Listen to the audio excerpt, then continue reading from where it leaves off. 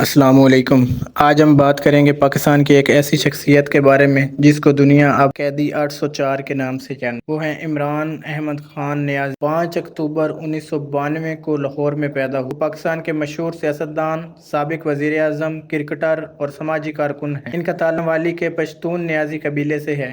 Cricket کی دنیا میں کامیابی۔ عمران خان نے 1971 میں انٹرنیشنل کرکٹ کا آغاز کیا۔ 1982 میں وہ پاکستانی ٹیم کے کپتان بنے اور 1992 میں پاکستان کو پہلی بار کرکٹ ورلڈ کپ جتوانے کا اعزاز حاصل کیا۔ ان کی قیادت، دلیری اور جذبہ آج بھی یادگار ہے۔ ورلڈ کپ جیتنے کے بعد انہوں نے اپنی والدہ کے نام پر شوکت خانم میموریل کینسر اسپتال کی بنیاد رکھی، جو آج پاکستان کا سب سے بڑا کینسر اسپتال ہے۔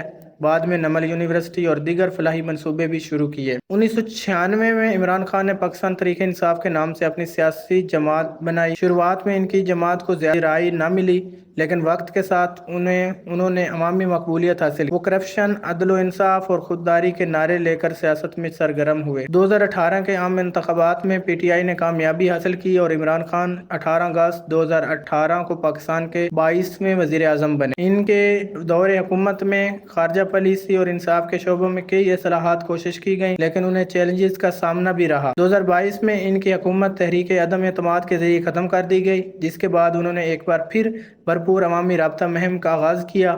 وہ آج بھی پاکستان کی سیاسی تاریخ سب سے بااثر اور متحرک شخصیت میں سے ایک ہیں۔ عمران خان ایک ایسے رہنما ہیں جنہوں نے کھیل، خدمت اور سیاست تینوں میدانوں میں اپنی محنت، لگن اور کردار سے ایک نمایاں مقام حاصل کیا۔ چاہے وہ کرکٹ کا میدان ہو یا سیاست کا، ان کا اثر ہمیشہ قائم رکھا جائے گا۔ اگر آپ کو ہماری ویڈیو اچھی لگی ہو تو لائک، سبسکرائب اور شیئر کرنا مت